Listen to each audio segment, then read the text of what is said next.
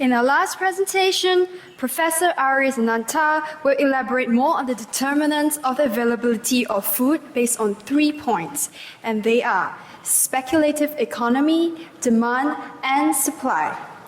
Professor Aris Ananta is a senior researcher at the Institute of Southeast Asian Studies in Singapore. He will be presenting a working paper titled Paradigm on an Economic Development and Food Security. Let us welcome Professor Aris Ananta.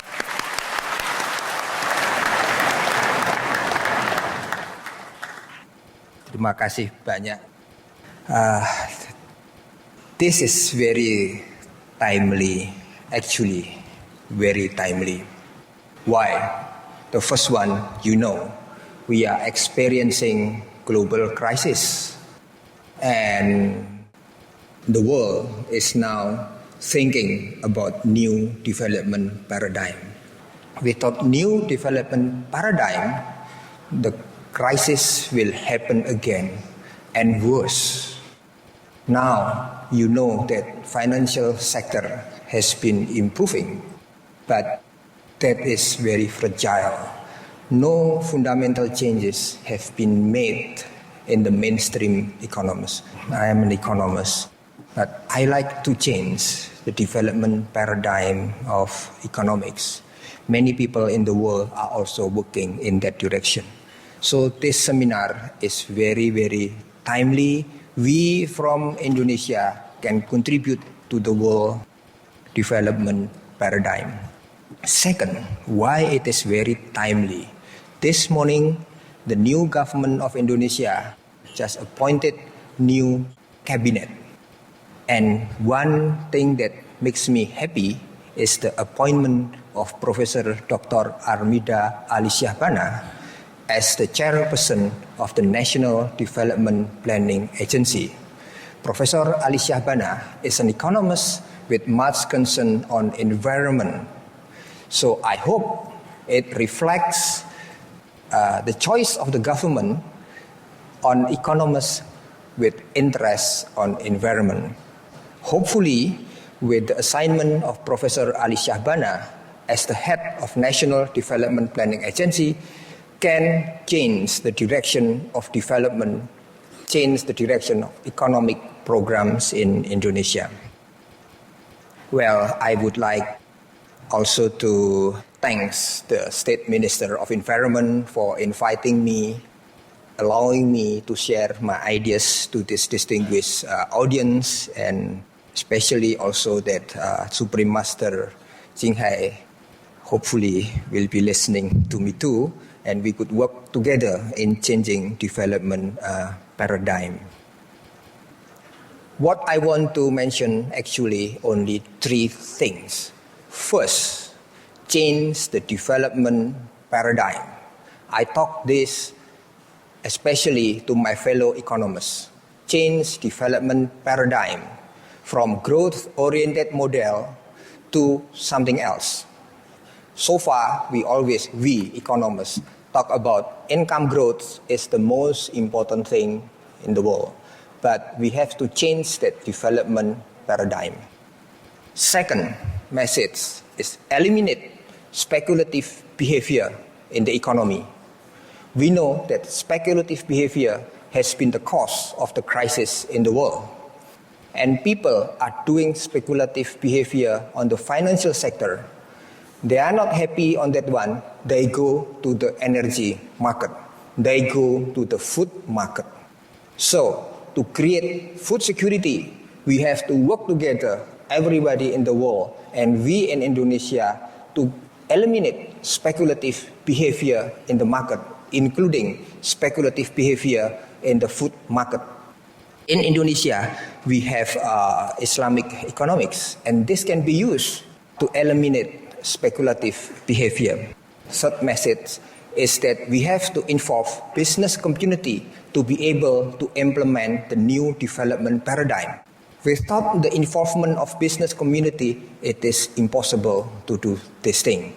We have to know, Indonesia has 230 million population. It's a big market. Everybody wants to use Indonesia. It's a big market.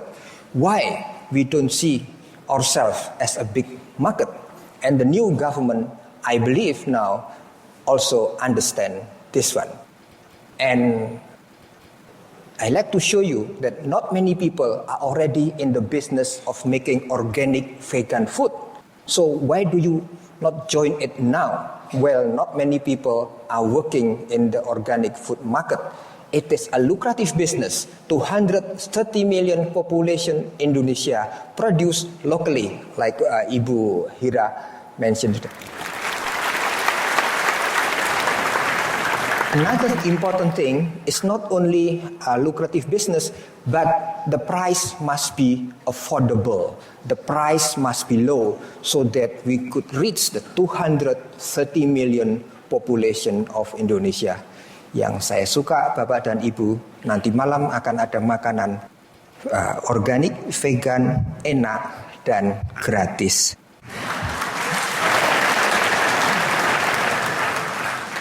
Last thing, but importantly, is good governance.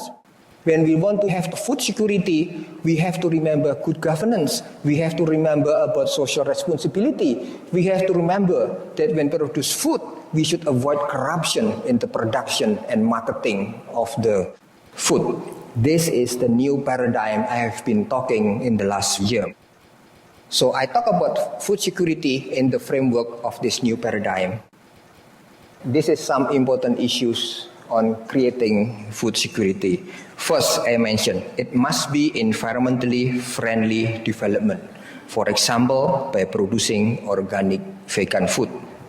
Good governance, by creating social responsibility, no corruption in production and marketing.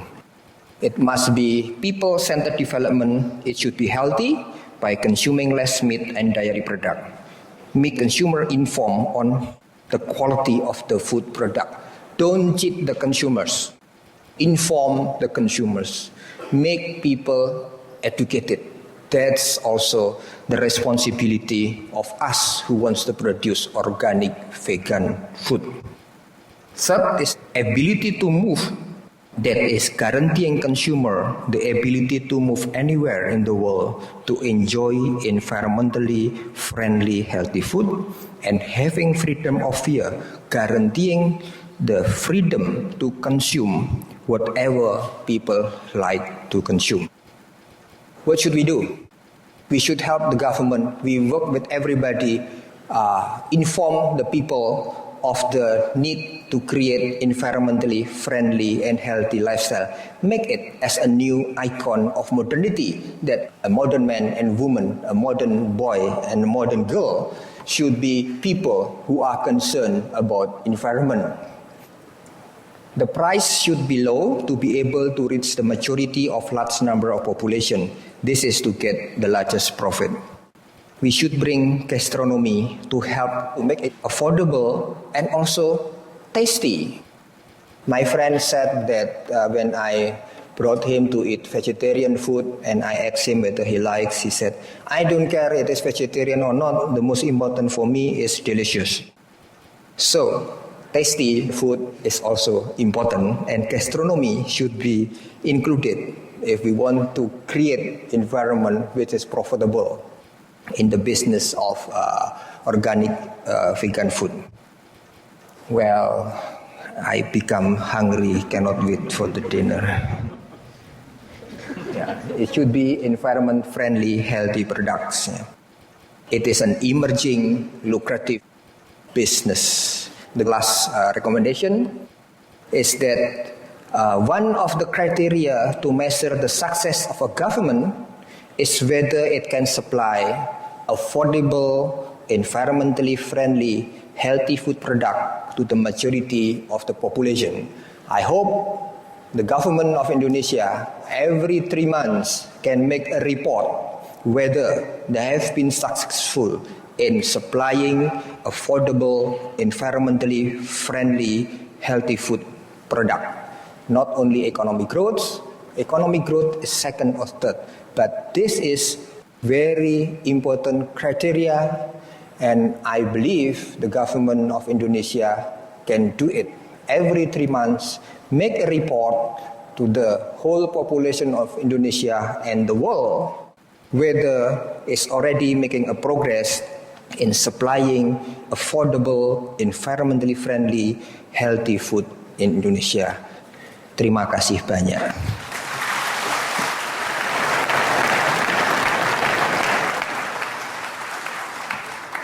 Thank you, Professor Aris Ananta, for taking time out of your busy schedule to share such valuable information with us.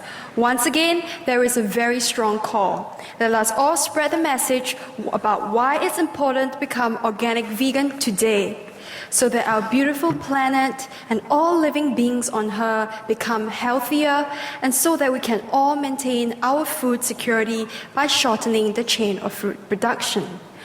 We have now come to the end of our lineup of expert presentations. We feel truly fortunate to be able to participate in this climate change seminar and sincerely thank the Ministry of Environment for hosting this very significant event. The Ministry of Environment considers this seminar as timely and positive response to the unprecedented urgency with which we need to find a solution to the escalating problem of climate change. We would now like to invite you to join us in listening to some music that we are sure you will agree will calm our hearts and soothe our souls.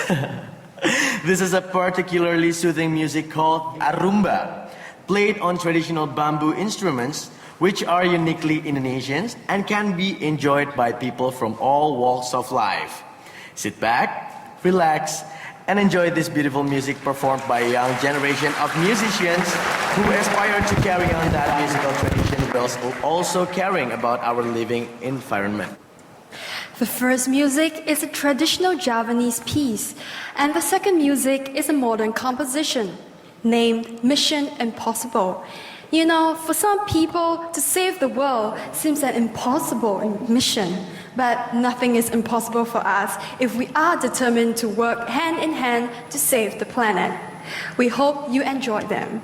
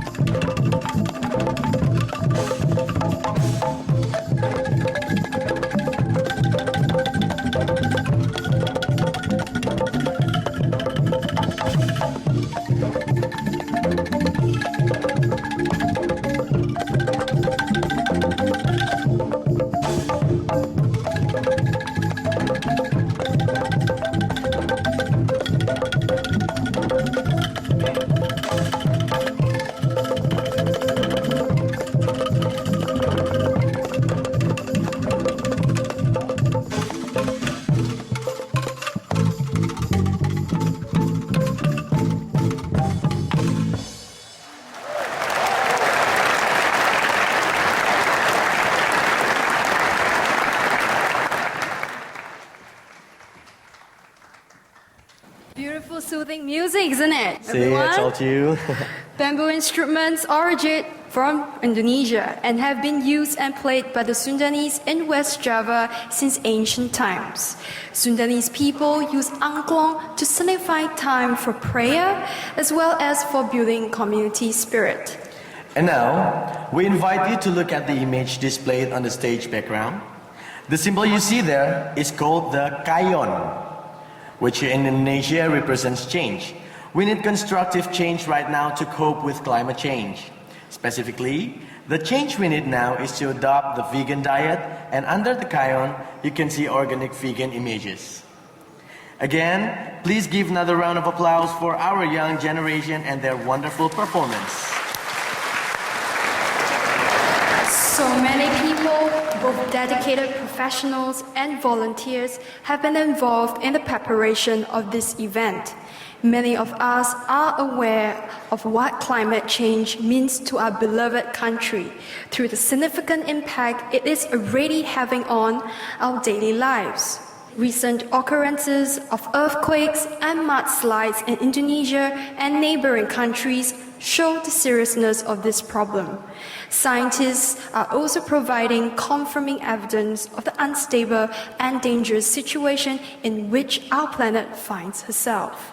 Next on our program is the highlight of today's seminar, a video conference with our most beloved Supreme Master Chay.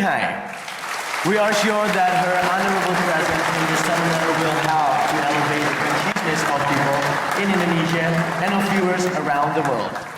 Supreme Master Chay is a renowned humanitarian, spiritual teacher, poet, composer, and highly accomplished artist. For over 2 decades, she has devoted herself to helping people in need around the world and to promote an ecological and compassionate lifestyle.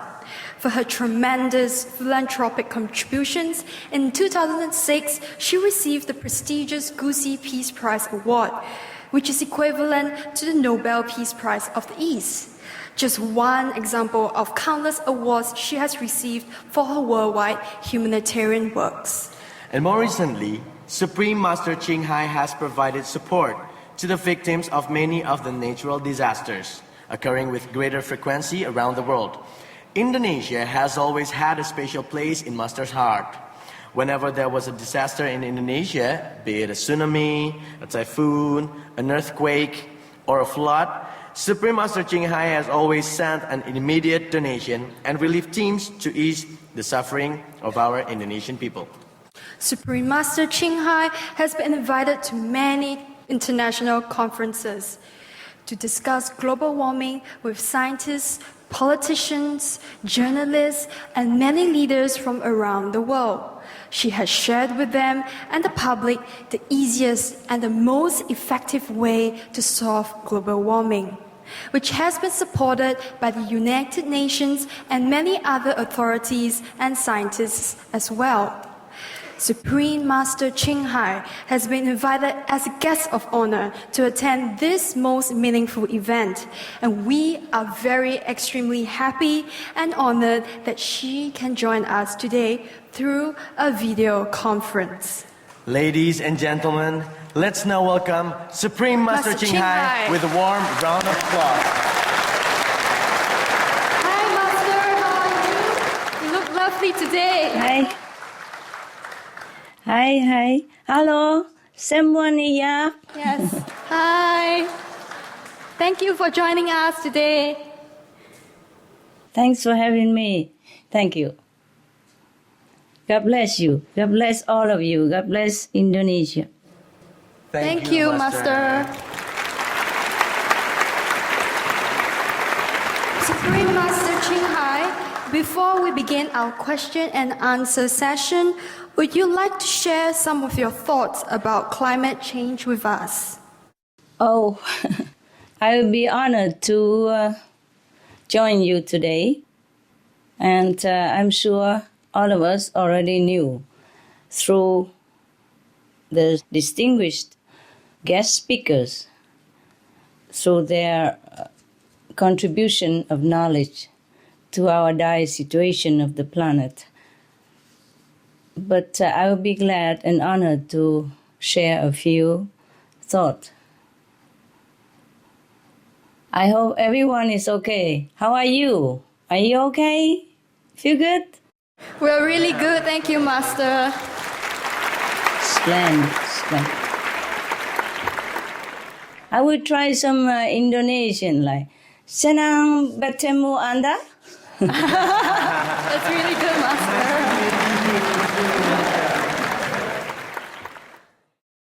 I am very honored to be here today and met the beautiful people of Indonesia again since a long time. And of course, my heart would like to give the best of thanks to all the distinguished guest speakers, dignitaries, and audience members, as well as the media, for your participation and support. Indonesia, your country, is an amazing nation of many islands, beautiful, beautiful, with a variety of ethnic cultures that are harmonized through your national motto, unity in diversity. Beautiful motto.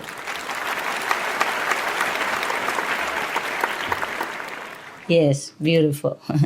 Your land is also richly endowed with natural wonders and a myriad of colorful living beings who lived in the forest and beneath the seas around you. I was so sorry to know of the earthquake disaster recently that struck your communities. I had conveyed my humble prayers and some humble emergency support, and I will continue to pray for the safety of your people as I do for the rest of the people of the world.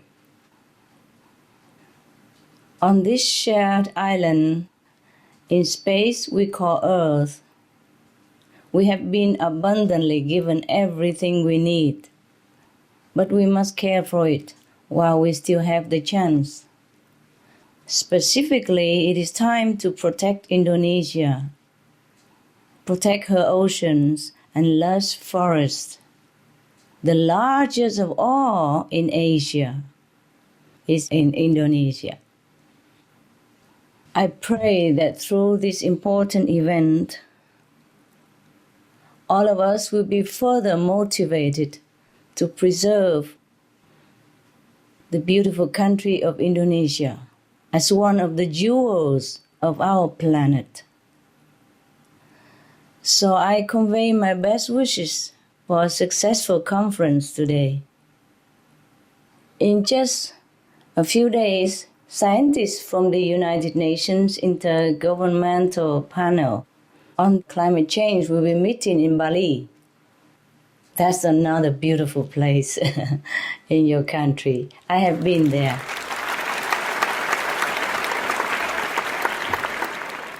May this gathering, significant in its own way, serve as a push for genuine concern for the momentum that we need to save our planet in time. May Allah bless you all. May Allah bless Indonesia. Thank you ever so much. Thank you, Supreme Master Ching Hai, for your insightful words. And we would like to thank you for all the humanitarian work that you have done for Indonesia, for so many people in so many places.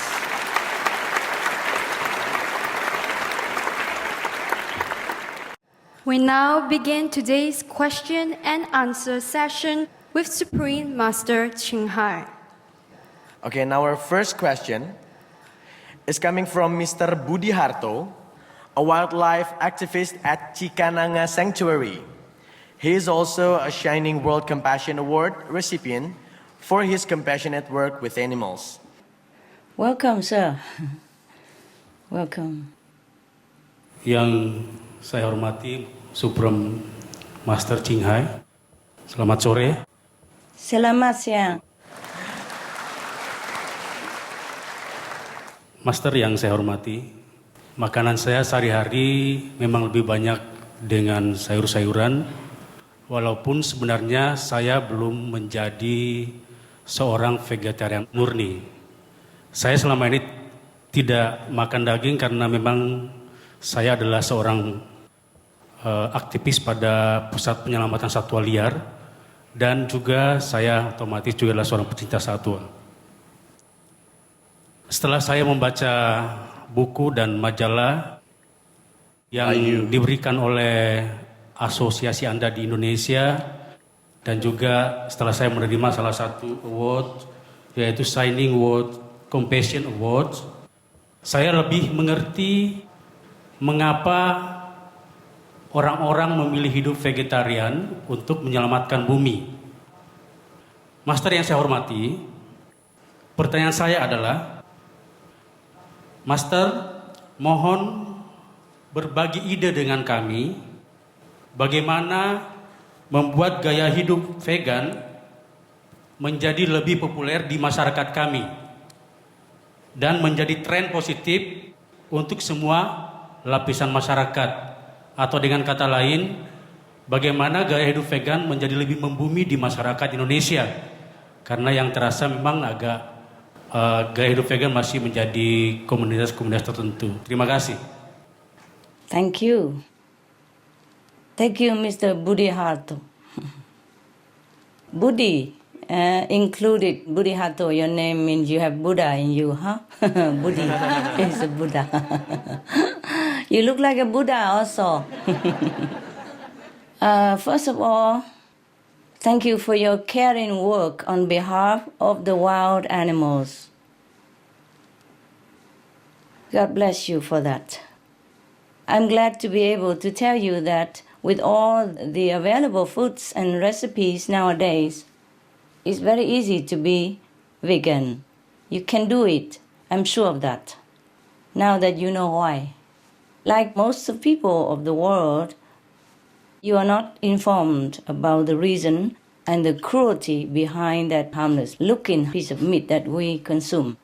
It's just another step in expressing your love for the animals to be veg, which I can see is already very great. Your question is how to make the vegan lifestyle become more and more popular as a positive trend for everybody in the society. Yes, that is surely the ideal, the goal, Mr. Budiharto. This is what we are working to do through Remaster Television and the efforts of our association members, airing programs and news about global warming and the vegan solution to benefit the people and the planet, as well as the distribution of information to reach the media and government representatives. If the governments recommend the vegan diet to halt global warming, you can imagine the level of response. But we can't afford to wait for the government or anyone else to create the trend. So we started now, first, by becoming vegan ourselves individually, and then letting everyone else know how easy and beneficial it is. Do you know some of the vegan advantages, Mr. Budiharto? Okay, I tell you, there are really so many. I hardly know where to start, but I will list here just a few for you and the audience. First, fitness. A study in India conducted using cardiovascular fitness tests on both vegetarian and non-vegetarian teenagers, found that vegetarians had greater endurance and fitness than the non-vegetarians. Second, performance. Vegan U.S. Ironman triathlete Brandon Brazier, very famous, made a mix from the veg ingredients of ham, dry pea, and lentil powders, that's all, with all the necessary amino acids to make a complete protein.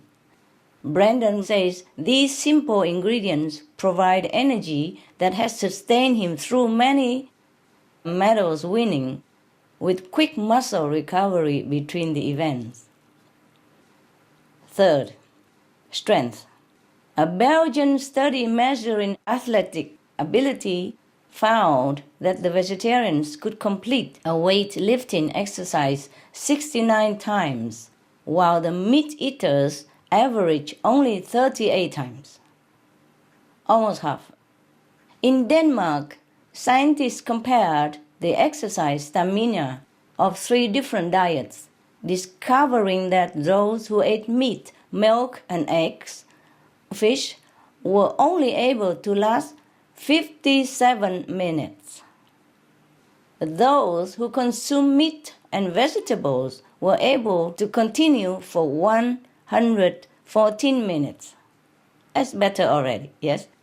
But the vegan diet, persons who consume only vegan diet consists of grains, vegetables, and fruits, increased stamina to 167 minutes. Number 4, endurance. A test at Yale University in the USA compared the endurance of meat-eating athletes and vegetarians who normally did not even do any exercise at all. A normal person. Each person was given tests such as seeing how long they could hold out their arms like this. Only 13% of the meat eaters, 13%, 1-3, could hold their arms out for more than 15 minutes. And none of them reached 30 minutes. None. By contrast, over 68% of the vegetarians exceeded 15 minutes. Nearly 50% went over 30 minutes. And 28% went over 60 minutes. And one vegetarian person, was able to last for more than 3 hours. Yes? Compared to 15 minutes even. Yeah, not even 15 minutes. The meat eater could not even last 15 minutes. 5th, intelligence. Scientists in the US measuring intelligence in children found that the IQ of vegetarian youths are significantly above average. And another study similarly of over 8,000 children conducted in the United Kingdom, England, discovered also that those with higher IQs at the age of 10 were more likely to be vegetarian as an adult, like around 30 years of age.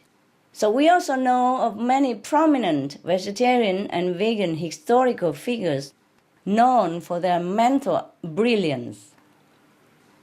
The great mathematician and philosopher Pythagoras is vegetarian, as well as Albert Einstein. We all know who they are, right? Yes. There are other simple joys to the vegan lifestyle, such as not having to worry about elevated cholesterol, and in many cases we can even forget about heart disease and cancer. So, once we are successful in being vegan ourselves, with organic vegan being even better, by the way, we can start inviting others to join us. Ask your friends and colleagues over for dinner and lunch and introduce them to vegan dishes along the way. They can see for themselves how tasty and healthy it is. We can also pass out flyers that show the health and environmental advantages of being vegan, complete with all the famous, smart, beautiful, and strong examples of vegans, like movie stars, athletes, fitness training gurus, etc., etc. Yes. Meanwhile, you also can write to the government, school, and other important organizations to let them know the urgency of our climate and the importance of being veg, with any materials you need freely available from www.suprememastertv.com, or please ask our association member to help you. Besides the positive motivation for being vegan, you are helping address a very real need in our world at this time, Mr. Buriato. This is because our entire Earth is continuing to heat up from global warming, which scientists say is primarily caused by greenhouse gases emitted by the animal farms for the livestock industry. This activity of killing animals for meat has grown to vast proportions in many parts of the world outside of our eyes, causing immense suffering for countless animals, causing sickness to us humans, especially the children and the elderly. Yes. Along with land and water pollution, massive deforestation, loss of habitat for wildlife, which you try to protect, and human diseases that include bird and swine flu, mad cow disease, etc., etc. Meat production also means fishing, huh?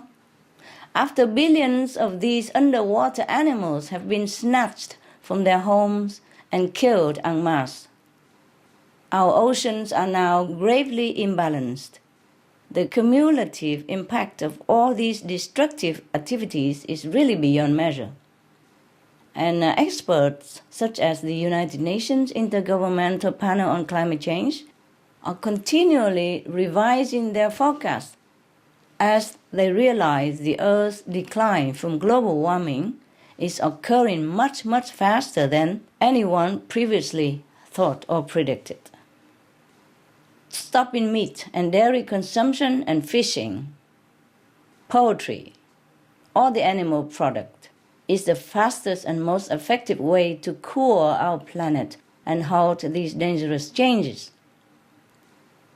And now that we also understand the immeasurable benefits for the organic vegan diet, we can simply step forward and implement this solution, which offers not only better personal health, but literally can save the entire planet, the entire world. This is how we continue to make the vegan lifestyle more popular. So please join us, Mr. Budihato, and become part of the trend to save our world. You can always ask for our assistance from different centers. Thank you, Master, for your wise answer. Some of the diseases related to meat consumption and or production: rabies, anthrax, sleeping sickness, Q fever, norovirus, swine flu, Ebola reston virus. Cured meats and fish increase leukemia risk in children. Antibiotic-resistant superbug infections from a strain of Staphylococcus aureus. Blue tongue disease, E. coli, salmonella. Bird flu, mad cow disease or Creutzfeldt-Jakob disease, 90% of the population at risk. Pig's disease or PMWS, listeriosis, shellfish poisoning, preeclampsia, Campylobacter, Clostridium difficile, diseases hidden in healthy appearing livestock. Some of the costs of meat eating. Infertility. Eating just one serving of meat per day increases the risk of women's infertility by 32%, with additional meat consumption increasing the risk. Heart disease. Over 17 million lives lost globally each year. Cost of cardiovascular disease is at least $1 trillion a year. Cancer. Increased childhood cancers and adult reproductive cancers from hormones in meat. Colon rectal cancer. Over 1 million new colon cancer patients diagnosed each year, more than 600,000 colon cancer-related mortalities annually. In the United States alone, colon cancer treatment costs about $6.5 billion. Millions of people are newly diagnosed with other meat-related cancers every year. Diabetes. 246 million people are affected worldwide. An estimated $174 billion spent each year on treatment in just the United States. Obesity. Worldwide, 1.6 billion adults are overweight, with 400 million more who are obese. costs $93 billion each year for medical expenses in the United States alone. At least 2.6 million people die annually from problems related to being overweight or obese. Environmental uses up to 70% of clean water, pollutes most of the water bodies, deforests the lungs of the earth, uses up to 43% of the world's cereal, uses up to 85% of the world's soy, causes world hunger and wars, 80% cause of global warming, plus more. Some of the costs of milk consumption: cowpox from milking cows, bacterial microbes, pesticides and enzymes found in cheese derived from the inner stomach linings of other animals. Up to 80% of the calories in cheese are from pure fat. Breast, prostate and testicular cancer from hormones present in milk. Hysteria and Crohn's disease. Hormones and saturated fat leads to osteoporosis, obesity, diabetes and heart disease. Linked to higher incidences of multiple sclerosis, classified as a major allergen, lactose intolerance, plus more. For more urgent information, please visit www.suprememastertv.com/killers. For help quitting, please visit. Our next question, Master, comes from Ms. Hira Jamtani. She is a policy analyst and a writer on sustainable development and environmental issues. She is also a consultant for the Special Assistant to the Indonesian Minister of Environment. Thank you. Welcome, Ms. Hira Jamtani. What is the farmers' role, especially small farmers in poor countries, in this entire spiritual and ecology movement concerning the vegan society? Can we help them so that their life will be more prosperous through this movement? Thank you. Thank you, Madam, for your time and your concern. Good day to you. Yes, the small farmers have an important role to play. You're right to be concerned and want to help them, especially during this urgent time and in the future. They have a role in the veg trend to feed the world with nutritious and sustainable plant-based food. And wherever possible, our farmers should become organic vegan farmers to help restore the planet to healthy balance, while improving people's health and helping to stop the suffering of both humans and animals. I pray this will be multifold, noble role of all the farmers of the world. The climate scientists are advising us that we must cut our meat consumption if we want to save the planet. Because the animals' farms are too inefficient, too costly, depleting natural resources, polluting the environment, creating huge medical costs, water shortage, world hunger, and conflicts. In contrast to animal raising, growing organic vegetables, fruits and legumes yield more and better nutrition, is harmonious for humans, animals, and the environment, and is more profitable. Organically farmed soy is also healthy and even absorbs a lot of the greenhouse gases from the atmosphere. In fact, if tillable land was globally used for organic farming, it would absorb 40% of all greenhouse gases at least. Can you imagine? 40% will be absorbed by organic farming method. Then we have another 50% that will be cut off by abolishing animal industry. Then our planet will be healthy. Very simple, logical, scientific, and quick. Contrary to some beliefs, organic farming is quite profitable, and especially for small farmers. We have examples everywhere, and we have shown some of these examples on Supreme Master Television, where the farmers just sprinkle the seeds on the land, that's it. No water needed, no fertilizer needed, not much work to do even. You just sit there and wait for the rain to come, or even not rain much, then they will harvest, and harvest in abundance. Now, we have also multiple studies in the United States, India, and New Zealand. They all have confirmed this, that some of the reasons for the greater profit are that the production costs are lower than conventional farming. There are more crop varieties that could be rotated, such as corn, soybean, and alfalfa. Also, the organic system is naturally more resistant to drought than conventional farm system. In the United States, crop yields were at least the same and even up to 3 times higher than normal after the switch to organic vegetable farming. Can you imagine? We harvest 3 times more in the same piece of land if we do organic farming. At the same time, the environment is more protected. The produce is healthier and tastier.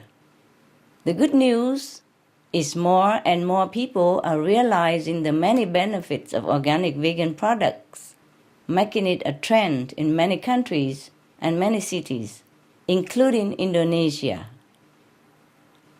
Besides, we are facing a food shortage with high food prices.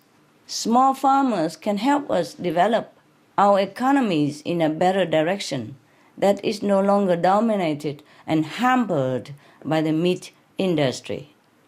The United Nations announced that as of 2009, the world is now seeing the highest number of hungry people in 4 decades. To be exact, there are 1.02 billion people with not enough food in the world. Hungry, 1.02 billion people hungry in the world right now. That is 1 in every 6 persons, including children, elderly, women. While we are sitting here in safety and comfort and have sufficient food for ourselves and our family, our neighboring people, our world co-citizens, more than 1 billion of them are living in poverty, in hunger, in thirst, no sufficient water, no clean water, no food to eat. Children are dying every few seconds. Statistically, every 5 seconds, 1 child died of hunger. I'm sorry to inform you all this bad news, but I guess some of you already know, and the truth has to be told. Organic vegan farming is also part of the solution to solve hunger. Small farmers have a spiritual role in veganism as well. The vegan diet itself is a spiritual movement because it is the single most effective way to expand our human compassion and noble quality and loving quality. It can reverse the cycle of violence and bad karmic retribution. As we sow, so shall we reap. And it places us within a circle of love, protection, and mercy from any negative happenings in the physical realm. So the vegan organic farmers support countless others to have this great merit by providing them with food that has minimal or is free of violence. And through that, he surely gains many spiritual merit himself. In many cases, organic farming is not different at all from conventional methods. Not much. So besides some labor, the technologies to become organic vegan don't require a lot of investment. But in case the farmers need help, the government can provide. Because the government subsidizes for meat farmer anyway. So instead of subsidize for meat industry, we subsidize the organic farming industry.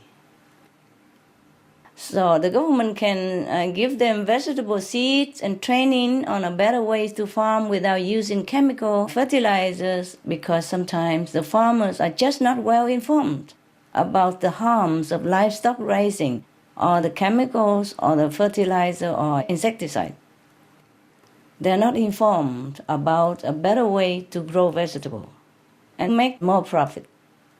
The government can help them implement the measures to conserve the land and improve the quality of their products so that their buyers will trust in them, etc. The government can also set up a certification and quality standardization system to further promote the organic vegan industry. Now, regarding your question on how we can help the small farmers, we can ask the government to support them in becoming organic vegan by letting them know that this is what the citizens want and this will save the world. We can encourage our supermarket, our schools, our company, etc., as well as to consider this healthier, more practical way of nourishing people. Ultimately, as consumers, we, the ordinary citizens, have a lot of power in our hands, and it's up to us to create the demand for the right foods and boycott the wrong ones, the harmful foods, the dangerous foods to us and to our children, the foods that are leading our planetary home to destruction. Instead, we should choose to buy organic vegetable and fruit products to save our lives and those of our families, save the animals and the planet. Even if organic vegan is not yet possible or available to you, the most important first step is to stop buying and eating meat, fish, eggs, dairy, and any animal products. For you and for your family's sake, for the natural resource sake, and to plant the seeds for a better agriculture system for everyone. In this way, not only can all the farmers prosper, we help them in this way, but everyone will prosper and enjoy a long and thriving life.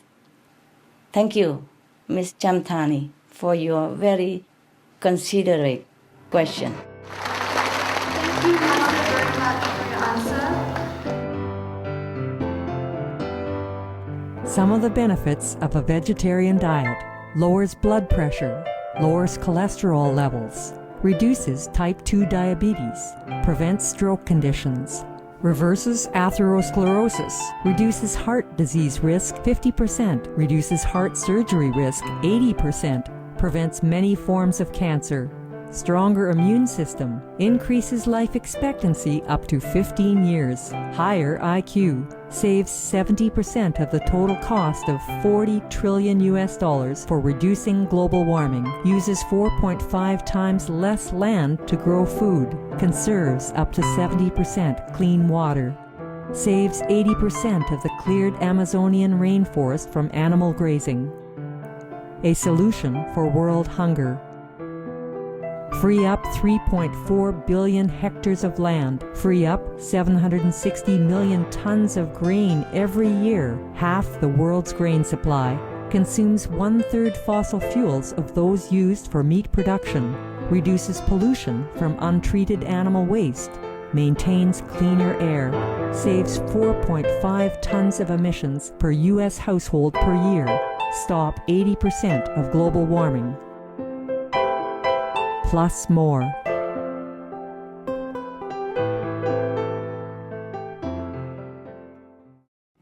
And now we have a question from Mr. Haji Hairudin, well known by his nickname Bang Idin. He is a farmer and founder of Sangha Buana Environmental Farmers Group. Welcome, sir. Terima kasih. Yang saya hormati Mr. Ching, yang saya hormati dan saya cintai. Nama saya Bang Idin. Saya dari kelompok petani. Namanya kelompok tani lingkungan hidup Sangga Buana. Arti kata Sangga Buana, filsafatnya adalah Sangga Tiang Buana kehidupan alam semesta. Kerjaan saya sehari-hari adalah di sungai. Bagaimana saya membersihkan sungai, sampah menjadi bagian pupuk organik yang saya tanemin selama hampir 15 tahun yang lalu tumbuh di kawasan hutan konservasi Kali Pesanggerahan. Itu pekerjaan saya. Dan saya dengan teman-teman 15 tahun yang lalu sudah bicara bahwa saya di sana itu dari 60.000 pohon, kawasan tanaman obat, tanaman langka, koridor burung, ditanaman dengan pupuk organik. Mr. Ching yang saya hormati, bahwa filosof dalam saya berjuang ini dalam kelompok tani, bahwa alam ini bukan warisan tetapi titipan anak cucu. Nah, cuman bagaimana? Saya bukan menjadi petani pegan, tapi sudah berjuang untuk bagian pegan. Dan saya memelihara ikan di sungai-sungai, di alam bebas, tetapi tidak dimakan, tetapi dijaga dengan kelompok-kelompok saya. Cuman bagaimana solusinya? Memberi pemahaman. Kelompok-kelompok saya adalah orang-orang yang tidak berpendidikan seperti saya. Orang-orang yang wawasannya pendek, tetapi paham. Karena kalau kata orang tua saya, orang pintar belum tentu paham, orang paham sedikit pintar. Bagaimana cara solusinya? Cara yang terbaik bagaimana petani saya menjadi nanti bagian orang penduduk yang punya ekonomi tinggi, dan filosofnya adalah dia tetap sayang kepada Allahnya. Terima kasih.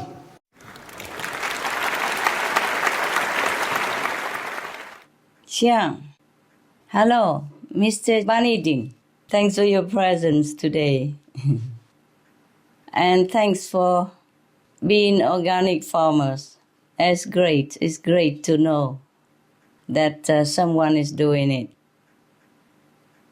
Mr. Banidin, as you are fondly called, bravo for your hard work in restoring the balance of your country's natural resources. And also for your time with young people, helping them to be good stewards of the earth. I appreciate your diligent effort. God bless you. Allah bless you. I too have been saddened at times to see how the environment is treated, especially our animal co-inhabitants. It is better if we remember that land is not like a possession or something that we just do anything we please with. The land is part of the great being we call Mother Earth, which in a higher sense belongs to God. In fact, many religious beliefs describe the role of the human as a steward or caretakers of the planet. For example, in the Native American tradition, there is a saying, we do not inherit the earth from our ancestors, we borrow it from our children. Just like you have said that. The Christian Bible also mentions that the Lord God took the man and put him in the Garden of Eden to till and keep it. To till and keep it. I mean to farm and keep it. Yes, like what you're doing. When God put the man in Eden to till and keep the Garden of Eden, I don't think God has told him to put chemical fertilizers into the land that God has made. Because God has made it perfect already. It's we who has been destroying the natural resources and underestimate the blessing of Allah, who has made everything perfect already for our use. We have no need for any artificial chemical to feed our crops. I don't hear any mention of chemical fertilizer in the Bible or in the Quran or in any other religious scriptures, regardless of what religions we belong. And the Prophet Muhammad, peace be upon him, has taught us like this. He said, the world is green and beautiful, and Allah has appointed you his guardian over it. So we should tend to the environment carefully, the way our Prophet has taught us. As I know you have been doing, the way you have been doing, sir, is great. It's according to Allah's will. Because of the critical state of the planet, if we don't act quickly, there may be nothing left at all for us to even want to protect. At that time, it might be too late. We cannot continue the trend like this forever and stop whenever we want to save the planet. I'm sorry to say we have a limited time. According to all the scientific evidence and all the physical evidence up to date, we don't have much time. Even later on, if we want to save the planet, it won't be successful. So we must do it now, while we still have a chance.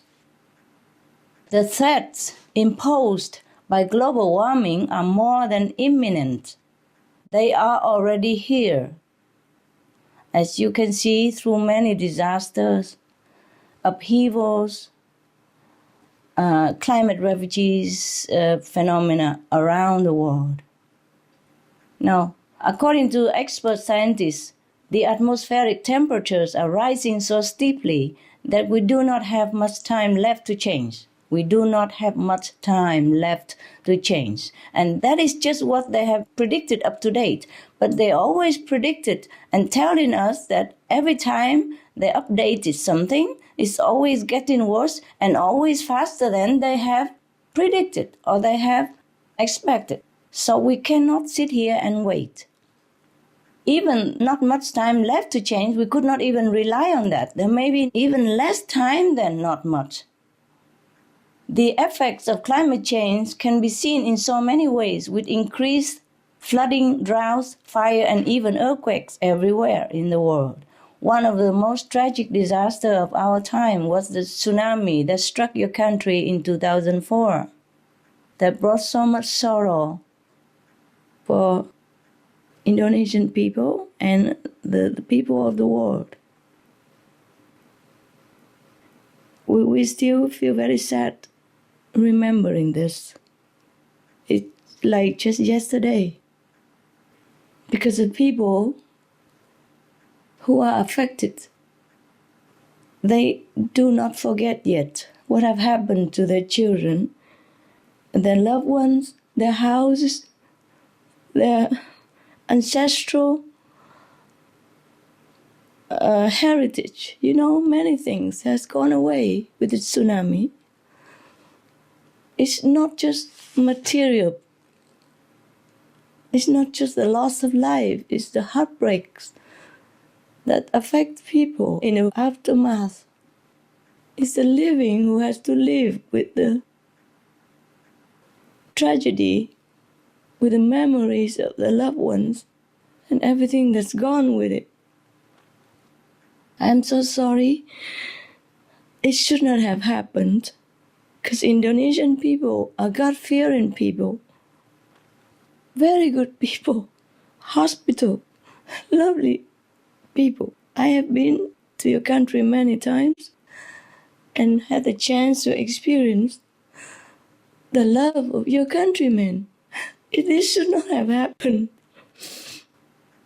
It's just a collective bad karma of the whole world. And it has to happen somewhere. Somewhere that's more vulnerable than the rest. And most often it's the poor people who are in a vulnerable situation, who suffer the most. I'm so sorry. I'm sure you feel the same, and your people still feel the pain of this tsunami even after all this time. The inside wound of the heart doesn't heal too fast. Maybe we can build them houses, give them money, give them food, but we cannot truly heal the pain in the people's heart. Can we? No. Not really, right? We can only pray to Allah to give them strength to continue. Since then, more than 60 Indonesian islands have become submerged. 60 islands from your country island have become submerged, gone, disappeared, underwater. Since 2004, since the tsunami, 60 islands have already gone, disappeared forever. And your government is forecasting that 2,000 more islands may sink below the sea over the next decade or so. Due to global warming, it could be faster. Prediction doesn't always correspond to the nature phenomena or the things that happen due to retribution, due to our careless action. So, rising sea level is going to submerge, maybe faster than a decade. Another 2,000 of your beautiful, beautiful, irreplaceable jewel islands. Most recently, your country endured another earthquake. This is also another pain and heartache for people of Indonesia and the world. But this one, thankfully, not as devastating, but still with sorrowful loss of many lives. It was painful for me to hear of the human loss and the suffering. So I did what I can. Of course, like everybody else, I sent some humble contribution and sent some of our association members, blessed be their good heart, to try to offer comfort to those most in need. However humble the aid, it contains my shared sorrow and prayers for your people in time of need. I wish, of course, I could do much more, much more. So sorry. There have also been several quakes since, and scientists have discovered that earthquakes are linked to global warming because as the ice melts at the poles, North and South poles beneath Greenland, pressure shifts on the Earth's plate. That could trigger movement to cause earthquake. How do we stop these alarming changes, Mr. Charudin? We have to halt the meat consumption and the livestock raising, where animals live so briefly and then are brutally murdered en masse just for a few seconds of pleasure of the consumers. The greenhouse gases released from the animals, from their waste, agriculture runoff, and the activities related to these massive operations have been identified as the primary, the number one cause of global warming. Such facilities, which are known to be utterly inhumane, horribly filthy, and extremely overcrowded, have been built in Mexico, in the United States, and in Europe, with one or so, maybe more even in your country. On the island of Bulan, that contained 250,000 pigs. That's on the island of Bulan in your country. As the harmful emissions of these and other animal-raising operations cause atmospheric temperatures to get hotter around the world, especially at the Arctic, the destructive effects are too many to count.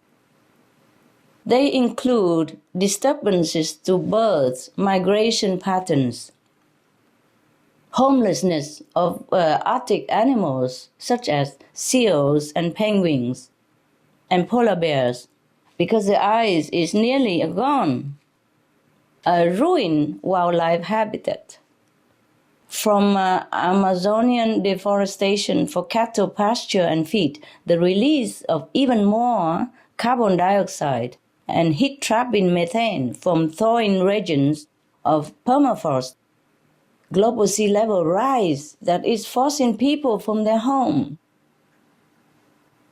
It's not just the earthquakes, it's not just a tsunami, it's not just a typhoon, it's not just the cyclone, it's the rising sea levels as well. Force people to lose their homes, their ancestral home, to go begging elsewhere. Losing also their dignity, the power to take care of their own family, losing their grace, losing their status of the caretaker of the family, losing everything, not just physical possession, losing their loved ones as well. And such extreme weather patterns that include extensive flooding along with prolonged droughts. It's easy to see the many forms of environmental harm that are linked to this killing industry, which we call meat consumerism. The mass murder of billions of innocent animals' lives. Even wild animals, such as the beautiful Indonesian monkeys and the highly endangered Sumatran orangutan, are known also to be hunted and sold for meat.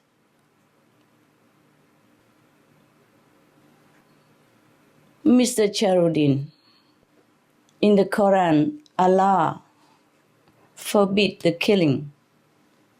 Allah tells us to be merciful to all creatures. Prophet Muhammad, peace be upon him, told us to be merciful to all creatures. He told even his cousin not to eat meat. Please read the Quran again and tell me if I'm right. In our society, ladies and gentlemen, all the powerful people in the world, in our society, the law only punished someone who has done something wrong to the society. The animals, they have never done us any wrong. They live their life quietly. They're eating whatever God provides them. They don't harm us in any way. Even if some cases they do because we destroy their habitat, because they have nowhere to live. They have no more food in the nature for them to eat, so they have to come to us, trusting that we would share with them some food because we took away their habitat. In our society, if we took away something from someone, we pay back something. So the animals trusted that we would pay them back with some food. But in any case, we always kill them if they come too near. Now, I don't know if there's any law that say that human beings has the right to disturb the wild habitats of the animals. Is any law from God, from Allah, or from our physical law stating that we have the right to destroy the habitat of the wild and then kill them if they come near, or don't even come near, like the wild monkey of Indonesia and the orangutan and many other wild animals that some noble organization try desperately to help to preserve. But they don't have enough power sometimes, because the one who has power do not care. Please forgive me if I offend anyone. The truth is always the truth, say it or not say it. Mr. Charudin, I hope you and the audience can agree that the legacy to our children should include our promise, our vow, our law to refrain from killing animals or making them suffer in any way if we want to call ourselves a civilized human race. We must protect the animals' lives, which are linked to ours. We have to protect them because they are us. Because if we don't protect them, we are vulnerable. Because heaven will not forgive us if we treat other co-inhabitants unkindly. Also because now we are at the point where we must change while there is still time. Otherwise, we will face disastrous consequences and we might lose the whole world, our lives altogether. If we want to receive the mercy of heaven for our life here on earth, we must first be merciful in granting the same dignity and freedom of life to the animals. I hope you agree. Only then can we have a return of the environmental balance that I know you also seek to protect, Mr. Charudin. That's why you are doing what you do. If everyone does this, our world will be transformed. So, please everyone, plant veg, be veg. And we can go green later when we already saved the planet. Save our planet. Please, I wish you the best, sir. God bless you. Thank you, Master.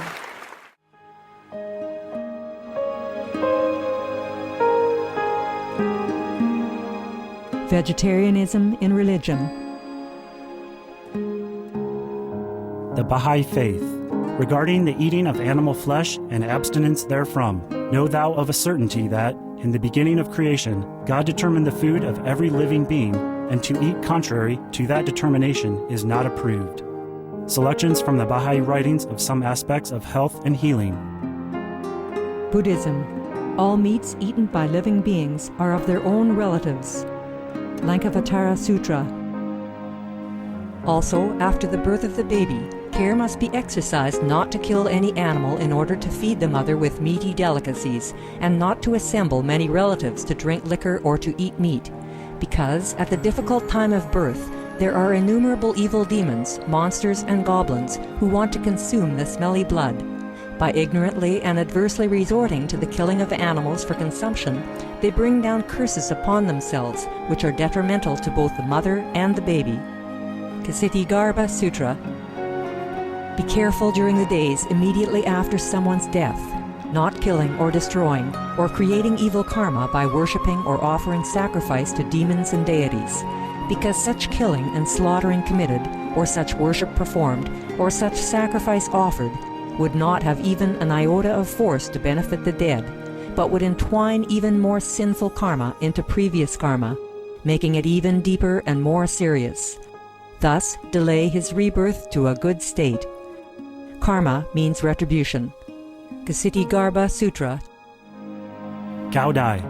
The most important thing is to stop killing, because animals also have souls and understand like humans. If we kill and eat them, then we owe them a blood debt. Teachings of the Saints. Christianity. Meats for the belly, and the belly for meats, but God shall destroy both it and them. Holy Bible. And while the flesh was yet between their teeth, ere it was chewed, the wrath of the Lord was kindled against the people, and the Lord smote the people with a very great plague. Holy Bible. Confucianism. All men have a mind which cannot bear to see the sufferings of others. The superior man, having seen the animals alive, cannot bear to see them die. Having heard their dying cries, he cannot bear to eat their flesh. Mencius. Essenes. I am come to end the sacrifices and feasts of blood, and if ye cease not offering and eating of flesh and blood, the wrath of God shall not cease from you. Gospel of the Holy 12. Hinduism.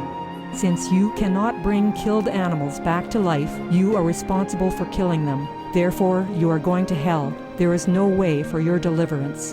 Adalila. He who desires to augment his own flesh by eating the flesh of other creatures lives in misery in whatever species he may take his birth. Mahabharata anew. Islam. Allah will not give mercy to anyone except those who give mercy to other creatures. Hadith. Do not allow your stomachs to become graveyards of animals. Hadith. Jainism. A true monk should not accept such food and drink as has been specially prepared for him involving the slaughter of living beings. Sutrakatanga. Judaism. And whatsoever man there be of the house of Israel, or of the strangers that sojourn among you, that eateth any manner of blood. I will even set my face against that soul that eateth blood, and will cut him off from among his people. Holy Bible. Blood meaning flesh. Sikhism, those mortals who consume marijuana, flesh, and wine, no matter what pilgrimages, fasts, and rituals they follow, they will all go to hell. Guru Granth Sahib. Taoism. Do not go into the mountain to catch birds and nets, nor to the water to poison fishes and minnows. Do not butcher the ox that plows your field. Tract of the Quiet Way. Tibetan Buddhism. The offering to the deities of meat obtained by killing animate beings is like offering a mother the flesh of her own child, and this is a grievous failure, the supreme path of discipleship. Zoroastrianism. Those plants I, Ahura Mazda, or God, rain down upon the earth to bring food to the faithful and fodder to the beneficent cow. Avesta. Everybody knows that vegetarian diet is good for health and to save the planet. They will be awakening their own great, compassionate, loving self-nature, and then their level of consciousness will rise up automatically, and they will understand more than they ever did, and they'll be closer to heaven than what they are right now.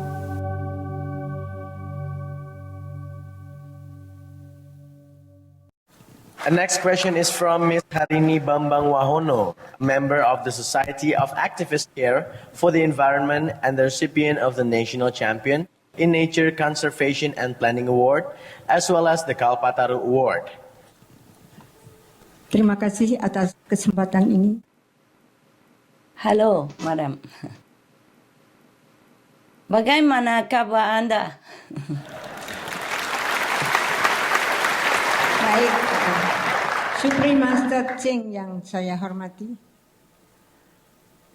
Saya sebagai anak petani, sejak kecil sudah akrab dengan lingkungan dan bersahabat dengan binatang-binatang yang ada di sekeliling saya.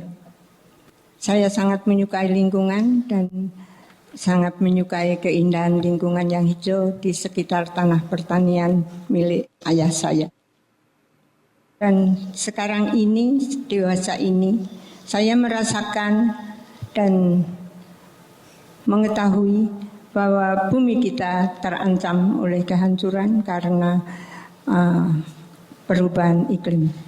Saya sudah mencoba berbuat semampu saya untuk memberi penyuluhan kepada masyarakat di sekitar saya, untuk peduli lingkungan, untuk membuat lingkungan nyaman untuk ditinggal, dan untuk bersahabat dengan satwa yang ada. Pertanyaan saya sekarang ini, bagaimana sekiranya peran yang harus kita lakukan dan juga semua anak bangsa di negeri ini untuk menyelamatkan bumi kita daripada kerusakan. Itu saja. Terima kasih banyak. Yes, thank you for your very loving concern question and the willingness to save the planet. Thank you also for your love toward all beings on this planet. Thank you for your love for the nature and the animals, which of course you inherited from your childhood life being as a farmer's daughter. And congratulations on the awards that you received, which you so much deserve, such as the National Champion in Natural Conservation and Planting Award.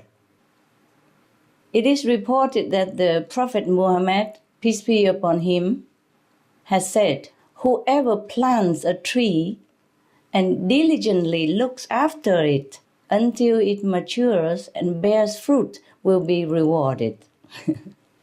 Correct me if I'm wrong. I understand your sorrow about the plight of the lives on our earth. I feel the same, Madam. Already we have lost countless precious human lives and animals and life-supporting plants due to climate change. Every year, at least 100 50,000 people die due to climate change, including in Indonesia. Also, every year, 325 million people are seriously affected by climate change. Also, including Indonesia, of course. That is more than the whole population of your country who are suffering each year due to climate change. Imagine if the whole population of your country suffer due to climate change. And in the whole world, 325 million people, that's more than your whole country population, suffer due to climate change. Scientists calculated the annual number of flood events has tripled since 1980s. And tropical storms and similar events have nearly doubled, Madam. Furthermore, the United Nations Under-Secretary General for Humanitarian Affairs, John Holmes, stated that 99% of the people who lose their lives due to natural disasters are in Asia, including Indonesia. And how many more are we bound to lose if we don't change on time? What are we waiting for? Fortunately, we still have hope, Madam.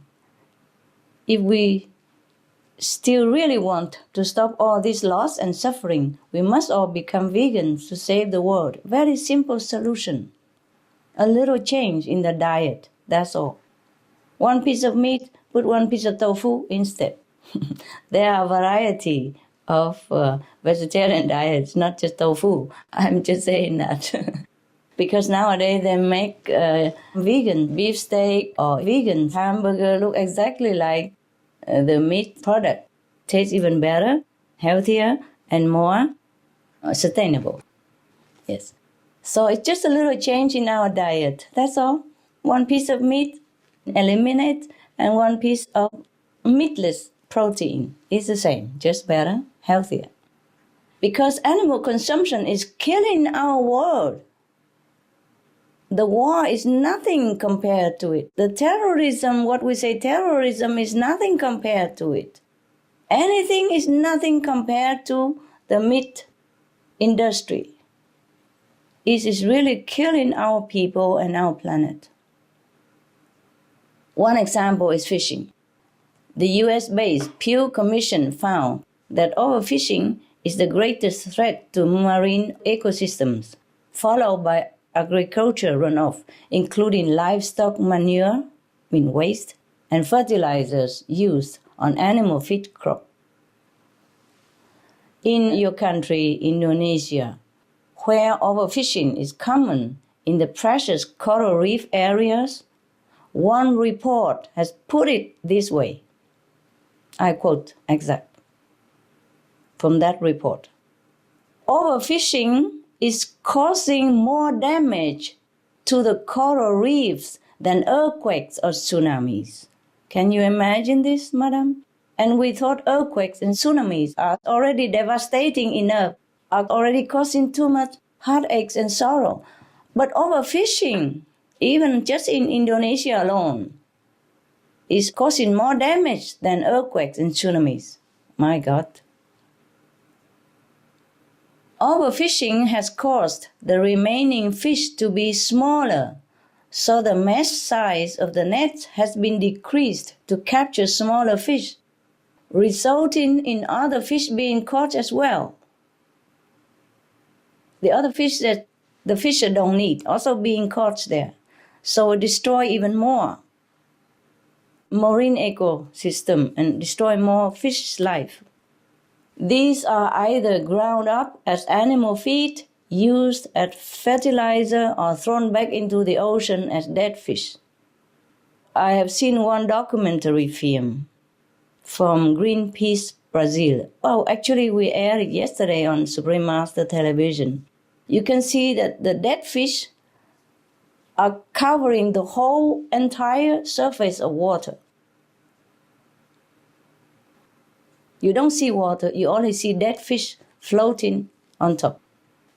It's a horrible sight to witness. Now, for example, for every 1 ton of prawns caught, 3 tons of other fish are so killed and thrown away. For 1 ton of prawn, 3 other tons of other so-called useless fish to the fishermen is commercially useless, have been thrown away. Can you imagine how much damage we done to the sea? The Indonesian government also acknowledged the devastated oceans due to fishing, and also said that 94% of Indonesia coral reefs are dying, just in your country alone. It's very devastating to the environment. The coral reefs are there to protect us. If they're dying, we'll be dying. It's just we don't see the effect immediately, so we think it doesn't concern us. It does concern us. In addition, every year, Indonesia imports 70,000 tons of beef from Australia and New Zealand. It takes 15,000 tons of water to produce 1 ton of beef. So in total, the imported beef production alone, which doesn't even reflect the full amount of beef consumed in Indonesia, causes the waste of almost 1.2 billion tons of water each year. That's why we're short of water in the world. Sadly, madam, while this waste is going on right now, 1.1 billion people have no access to clean, safe water. 1.1 billion. And 1.8 million children die every year due to sickness from contaminated water. So you can see the animals' diet. The animals industry is killing our people, killing our water, killing our planet, killing marine lives, killing our sea, killing coral reefs, killing all that is important and protective to us. Just for the sake of immediate profit, we're killing our world and we're killing ourselves. If we truly wish to see real harmony born between humans and animals and nature and heaven, we must be the harmony. We must live in harmony and act also in harmony, which includes the act of eating harmoniously each time we come to the table. Peace, compassion, mercy begin on our plate. We cannot truly call ourselves harmonious if every meal is the result of filling our hands with the blood of the innocent and harming the environment and killing our planet in which we live. We must protect the environment and the animals because we have to protect ourselves. They are linked to our safety, comfort, and longevity and the life of the planet. If we want to have a home for our children, we must protect the animals. How can we call a dinner of fish harmonious when slow and painful deaths by mass suffocation had to take place to bring the fish there on our plate? All the scriptures told us that we receive what we grant, or we reap what we sow. The Prophet Muhammad, peace be upon him, said, Allah will not give mercy to anyone except to those who give mercy to other creatures. That's stated in the Quran. We need your help, Madam Wahunu. We need everybody's help as well. It's not just our animals and trees, but human lives that need help saving.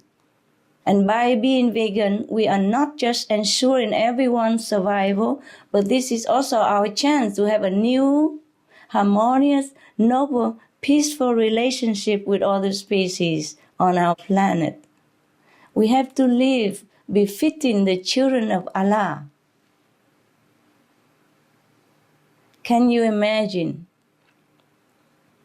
Suppose Allah would come to our planet.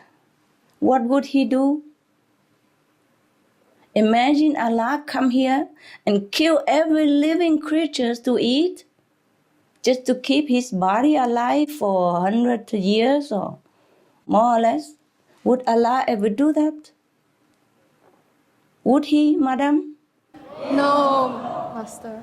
No, yes. We cannot imagine a God or Almighty Allah would come here and kill every little innocent, helpless, defenseless, loving creature to eat.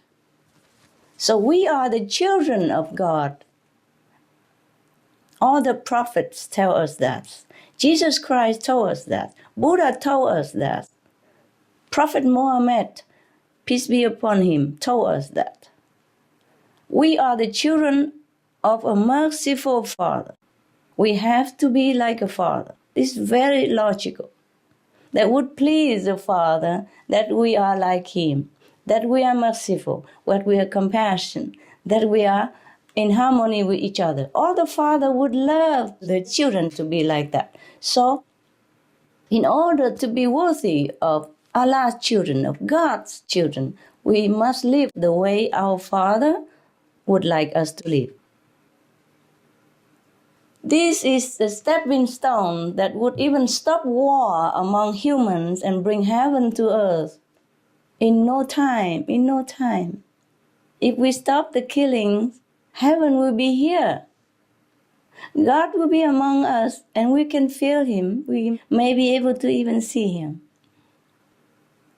Not just in vision of meditative prayer, but maybe just like normal. In addition, we should do good deeds to further strengthen the loving, positive atmosphere of our planet. You see, just like when we walk into a room, some people quarreling with each other or even fighting with each other, we feel very frightened and uncomfortable. Yes? That is the atmosphere of the fighting, argument, discord, make us feel we want to step away, we want to run, because we're scared. We feel very uncomfortable. But if we walk into a room where people are sitting together, having a happy party or a wedding, we feel so happy, blissful, because the atmosphere is happy. So that is what I mean by atmosphere. We have to create a happy, loving atmosphere for our planet. Then we can live in that atmosphere, be protected and be happy. This is very scientific. We don't need even to believe in any religion to understand this. We create our atmosphere.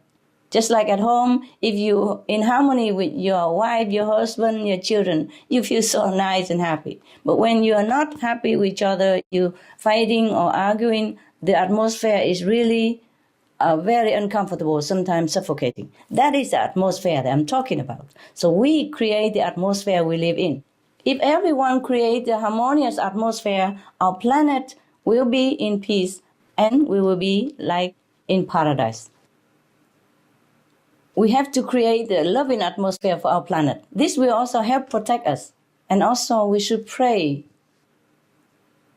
to heavens, to great mercy Allah and the angels, to all divine beings, to help awaken humankind, awaken us, so that we understand right from wrong.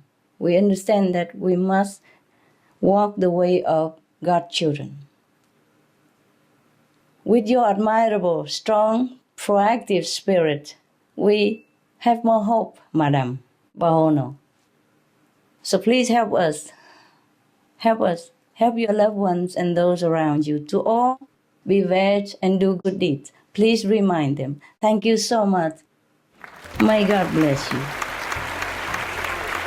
Thank you, Master, for those words of wisdom. Thank you. Iya, kita harus berbuat sesuatu. Saya pesan kepada seluruhnya untuk konsisten, untuk menjadi vegan. Karena ternyata vegan adalah syarat cepat untuk menyelamatkan dunia dari krisis global warming. Satwa yang selama ini menderita kita selamatkan dan kita pulangkan ke hutan kembali untuk berfungsi untuk kita semua. Be veg, go green, save a planet. Sebagai salah satu generasi muda, saya merasa memang sudah waktunya kita untuk bergerak dan melakukan sesuatu gitu. Dan setelah tadi saya lihat beberapa presentasinya juga cukup membuat saya makin terbuka wawasan saya mengenai what should we do itu ternyata banyak banget yang harus kita lakukan gitu. Dan luar biasanya lagi, saya bahagianya lagi adalah banyak sekali teman-teman saya juga yang ternyata ikut peduli terhadap hal ini gitu. Saya masih banyak belajar bagaimana caranya juga untuk bisa mengubah pola makan saya ini agar bisa nantinya jadi lebih baik lagi. Bukan hanya untuk dunia tapi juga untuk diri saya sendiri. Mudah-mudahan sih ya secepat mungkin saya bisa melakukannya gitu. Be veg, go green, and save the planet. Menurut saya seminar tadi baik, sungguh bagus. Terlebih ada telekonferensi ya, begitu lembut juga sehingga kita lihat dengan mata kepala sendiri bagaimana akibatnya. Bahkan dalam hati karena saya datang dengan 5 guru, saya berkata nanti pulang kita praktek. Seminggu 1-2 kali tidak ada daging. Mungkin kita berikan kampanye pada anak-anak. Ya dengan tadi seminggu 1 atau 2 kali tidak ada daging. Jadi kita harus beritahu orang-orang di kantin. Kalau kita menurut Supreme Master Chay, saya rasa mungkin dunia akan lebih aman karena tidak ada calamity. Saya sangat puas, sangat senang dan bahagia, tidak bisa terkira gitu. Luar biasa. Saya sangat puas dengan apa yang disampaikan oleh Supreme Master Chay. Menurut Bapak sebagai pengusaha, tindakan apa yang harus dilakukan para pengusaha dalam menghadapi global warming? Untuk menghadapi global warming, saya akan meluangkan waktu saya sebisa-bisa mungkin untuk melakukan tindakan-tindakan penghijauan, memberitahu teman-teman semuanya agar bisa hemat energi dan hemat semuanya, melakukan vegetarian atau bervegan. Saya sudah menjalani vegan organik baru 3 bulan ya. Tapi untuk vegan sudah sekitar 5 tahun saya lakukan. Perkembangan luar biasa. Jadi saya sangat sehat sekali gitu. Dalam jasmani saya luar biasa, rohani pun artinya sudah lumayan meningkat lah. Ayo kita be veg, go green, save the planet. I think it's a great seminar. It's an important initiative, especially talking about organic farming. My name is Tessa. I work for Greenpeace Climate and Energy Campaign, and I'd like to say to everyone, be veg, go green, and save the planet.